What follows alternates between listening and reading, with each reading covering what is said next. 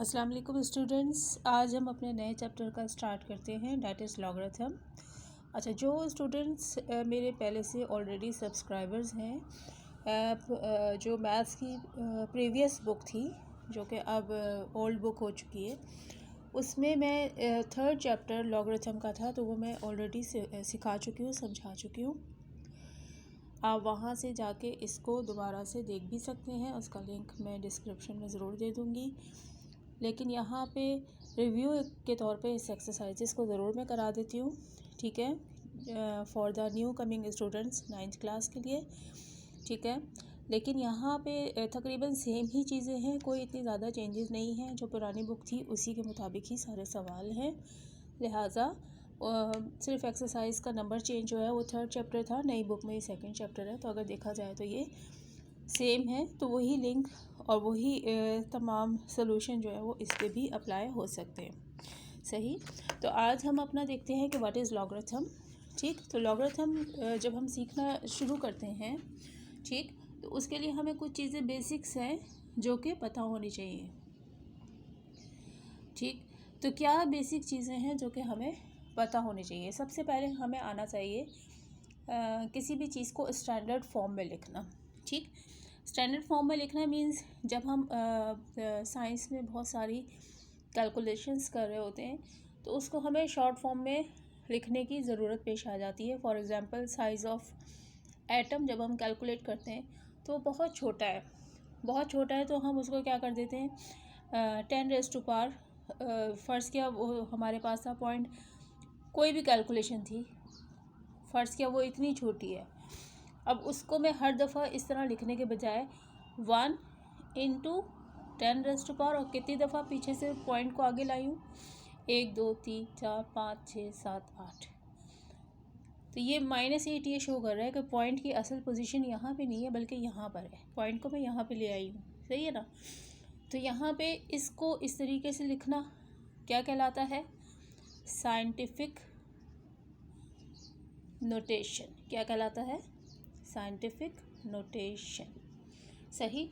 और जब इसको मैं वापस इस फॉर्म में ले आऊँ तो ये मेरी इसकी स्टैंडर्ड फॉर्म कहलाती है, सही। तो 2.1 जो है that is all about this, कि इसमें हमें क्या करना है, ऊपर सवाल दिए हुए उनको साइंटिफिक नोटेशन में तब्दील करना है, और नीचे साइंटिफिक नोटेशन में दिए हुए उन्हें स्टैंडर्ड फॉर्म में करना है, ठीक। तो 2.1 को हम दोबारा से मैं समझा देती हूँ। फ़र्ज़ किया कोई ऐसा सवाल है 275,000 और सवाल दिया गया है कि इसको क्या करना है, आपने साइंटिफिक नोटेशन में कन्वर्ट करना है। आपने देखना है इसका पॉइंट कहाँ है, इसका पॉइंट यहाँ है।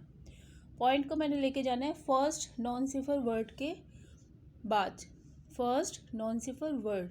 यहाँ पे फर्स्ट नॉन सिफर वर्ड कौन सा था? 1 था, लिहाजा मैं पॉइंट को 1 के बाद ले गई। यहाँ पे फर्स्ट नॉन सिफर वर्ड क्या है? 2 है, तो मैं पॉइंट को उठा के यहाँ ले आऊँगी फर्स्ट नॉन सिफर वर्ड के बाद। इन सिफर को शो करना ज़रूरी नहीं है, इनकी वैल्यू ख़त्म।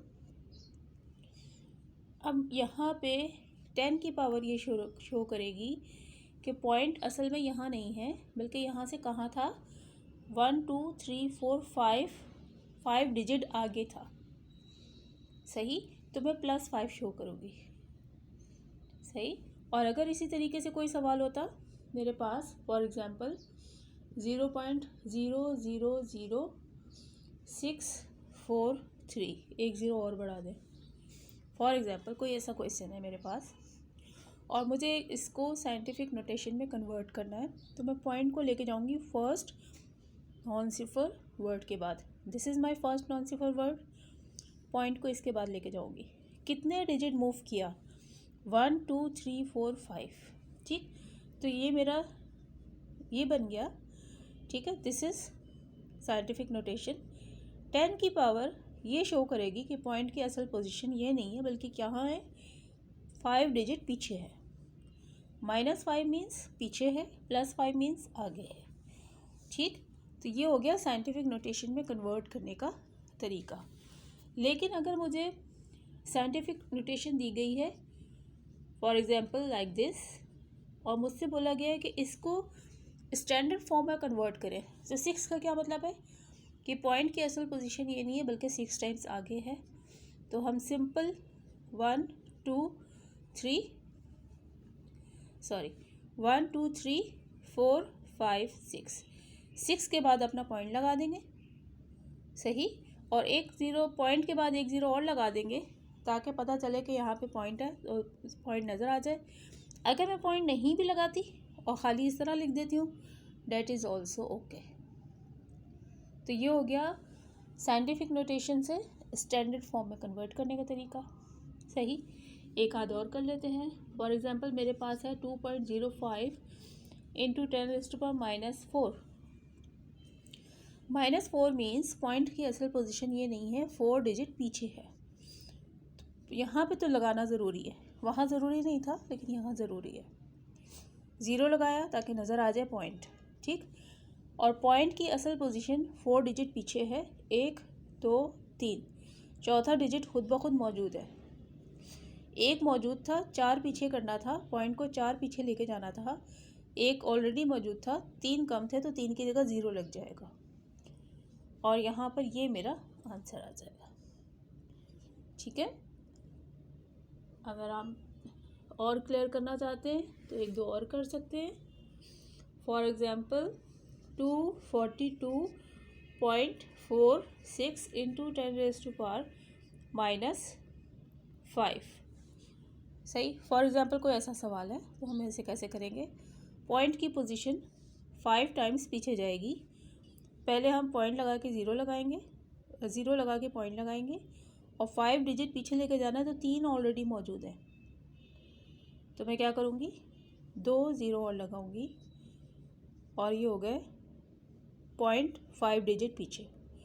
बाकी जो चीज़ मौजूद थी वो अपनी जगह पर है और ये मेरी स्टैंडर्ड फॉर्म हो जाएगी, सही। तो इस तरीके से हम अपनी मैथ्स की 2.1 कंप्लीट कर सकते हैं। मज़ीद डिटेल में अगर चाहिए तो आप मेरी जो पिछले यूट्यूब वीडियोस हैं उन पे चले जाएं, जो कि प्रीवियस बुक का 3rd चैप्टर था 3.1 के नाम से आपको मिल जाएगा।